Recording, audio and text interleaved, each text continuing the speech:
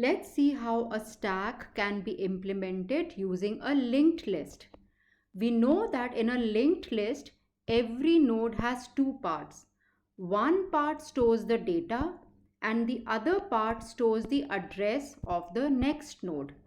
We also have a head pointer to the linked list which always points to the first node in the linked list.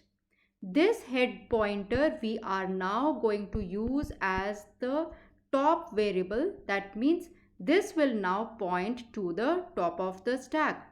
So we have the head pointer as the top variable and which will always point to the topmost element of the stack, which will be the first node in the linked list.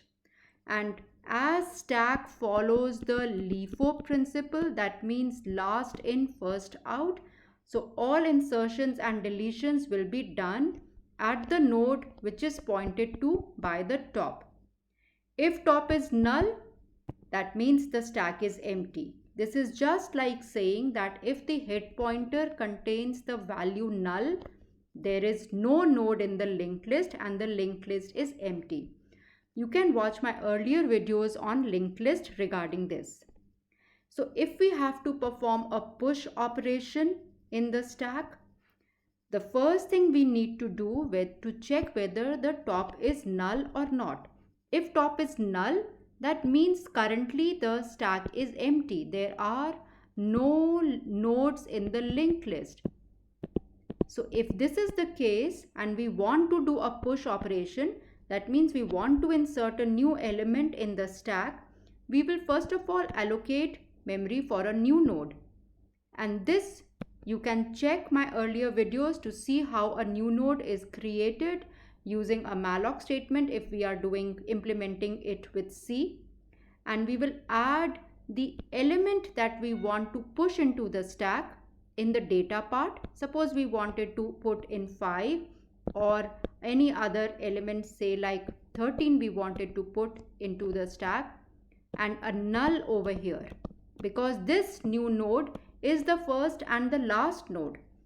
Suppose this node was created at address 200.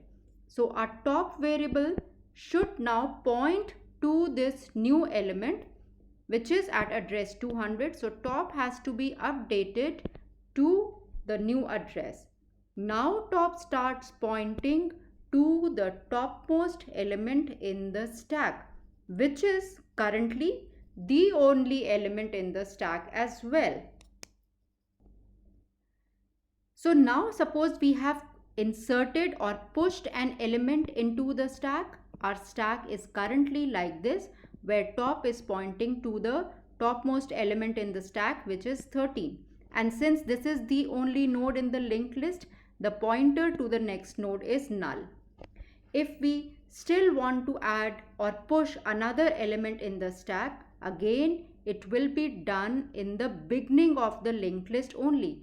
So now if top was here and pointing to a node which was at 100 and currently 13 was here, any new element that will be inserted will be from the top.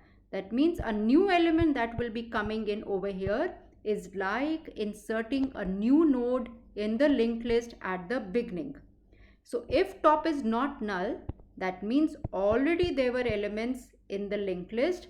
We have to insert a new node at the beginning of the linked stack.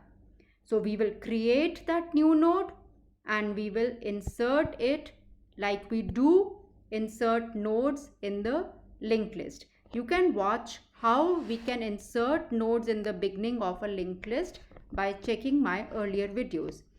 So if the new node was created at address 200 and the element that was pushed in was 5, top will be updated to point to 200. Now the previous node would be pushed down the stack. So top again now points to the element which was most recently inserted in the stack. What is the time complexity? As you know that if we insert or add a new node at the beginning of a linked list, the time complexity is order of 1.